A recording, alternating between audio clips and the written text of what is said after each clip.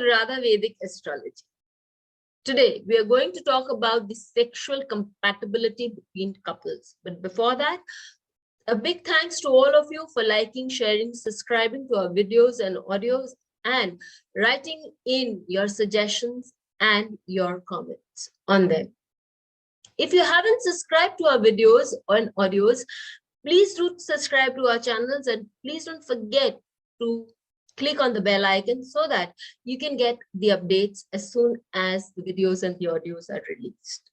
So today we are going to talk about sexual compatibility. Is it important? Yes, in today's day and time, more so, because people find chemistry a very important source of staying together. So when we are looking at the chemistry of a person per se, when we are seeing what makes a person compatible to another, the points that we have to note to begin with is Yoni Kuta. What is Yoni Kuta? Our moon is placed in a certain nakshatra at the time of birth, and that has an association. Every nakshatra has an association with a certain animal. The way the animal instinctually behaves, the way it eats, the way it sleeps, its behavioral patterns, and its sexual behavior is mentioned under Yoni Kuta. So that is the kind of attraction a person might have. For example, Mriksira and Rohini, these two are ruled by snakes, male and female. So these people can have a very strong sense of attraction because the Yoni Kuta between them is maximum at 4. Similarly, Revati and Bharani, and we have more such couples coming in. That is one of the basic points that one needs to see, and it is a part of the traditional marriage matching, having 4 points. The second that we see is the 8th house. The 8th house is said to be the dark house, the house under which a lot of concealed activity is done, say our research, our sadhana, and also a physical relationship with our spouse. If the 8th house is badly afflicted, there could be a reason that the person would not be able to do any of these things, including the sexual activities per se.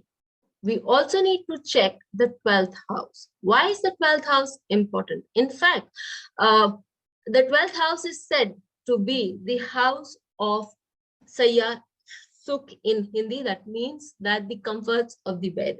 And in the marital relationship, if somebody has a benefic planet there, the person would be able to enjoy that relationship with their spouse. On the contrary, if there's a malefic effect there, say Saturn creates distance, it creates indifference, whereas Mars can create a lot of fight or abuse also, for that matter.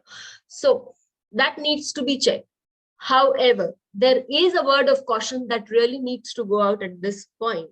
The word of caution is that please don't take one rule per se and try to fit it in a chart and say it works. The Deshkal Patra element is very important. 1. 2, what is important is you need to see what the other planets and what the other nakshatras are saying in the chart.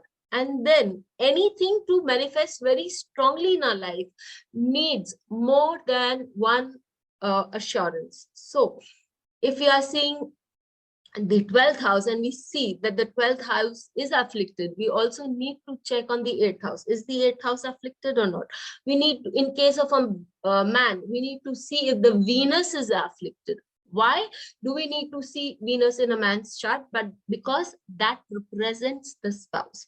If it is well placed, if it is well aspected, then the man will find happiness through physical relationships and beauty in the relationship through his spouse.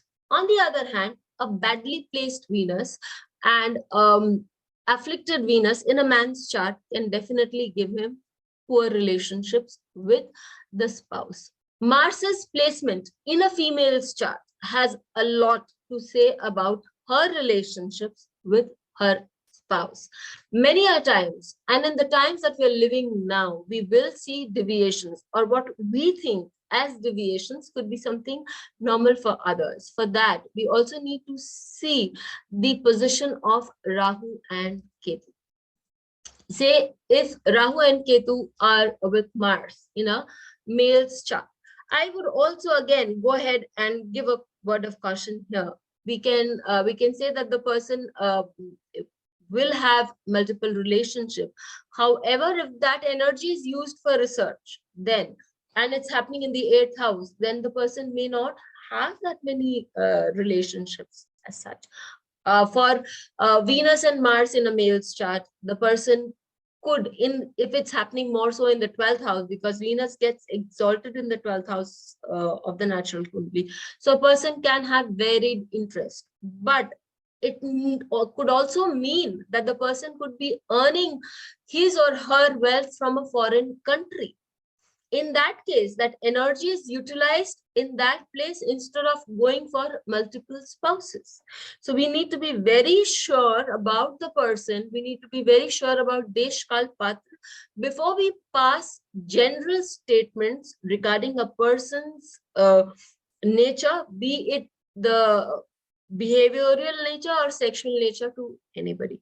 These are important points when you're comparing or when you're finding the sexual compatibility of a person, and need to be taken in tandem with the chart as a whole. The D9 also holds a lot of key to these points. Don't forget to look into your D9. Till we meet with you again, stay safe and don't forget to write in your comments and suggestions. Thank you. Please hit the bell icon for fresh updates. Don't forget to like, share, and comment on the videos, and please subscribe to our channel.